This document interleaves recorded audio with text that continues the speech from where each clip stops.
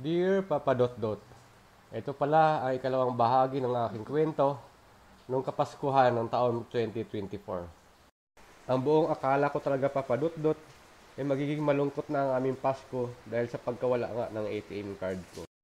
Pero hindi ko sukat akalain na meron palang taong biglang mag-sponsor sa amin sa buong family ko para kumain ng dinner dito sa La Fiesta ng Mall of Asia. Kaya totoo pala talaga ang kasabihan na pag magiging mabuti ka sa iyong kapwa, ay babalik din yan sa iyo ng Panginoon. Kaya sobrang saya at pasalamat ko talaga Papadot-dot na may biglang tao nag-sponsor sa amin. Hindi ko na lang babanggitin kung sino man ang tao na yon, pero maraming salamat sa iyo at sa inyo at sa buong family mo at pinasaya mo ang aming Pasko. At dahil sa sobrang saya ko nga Papadot-dot, dito hindi muna ako kumuha ng pagkain, dinaramdam ko muna ang sarap ng pagkain at ang saya. Umikot muna ako sa lahat ng area dito sa La Fiesta para ma-feel ang sarap ng pagkain dito. Kaya dito sa part na to, pinipili ko muna kung alin ang mga pagkain na dapat kong uunahin. At dahil nga buffet naman ito, pwede kang bumalik kahit 100 times ka pang bumalik hanggat kaya ng sikmura mong kainin ang pagkain. At dahil nga Pasko sa time na ito Papadot-dot, meron pala sila ditong live band na nakakadagdag ng saya sa mga kumakain at nanonood dito sa La Fiesta. At nakasalubong ko nga yung anak ko dito Papadot-dot at nakita ko kunti lang ang pagkain na nakalagay sa kanyang plato.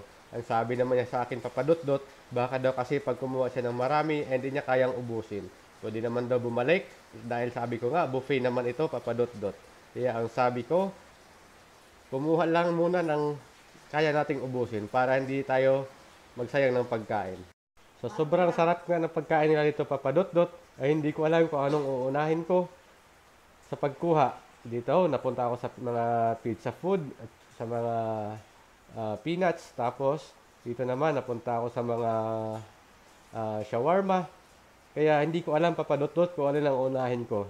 At dahil nga no time limit naman dito ay okay lang na natagalan ako mamili dahil wala naman madali ang oras dito sa La Fiesta.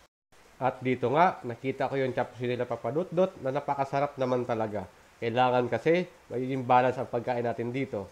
Ito nga, yung unang atake ko. Siyempre, di nawala yung chapsuy, yung lechon, at saka yung beef lechon nila Papadot-dot. Meron din tayong atsara at lato na seaweed Papadot-dot. Tinikman ko na nga ang lechon baka nila na napakasarap talaga Papadot-dot.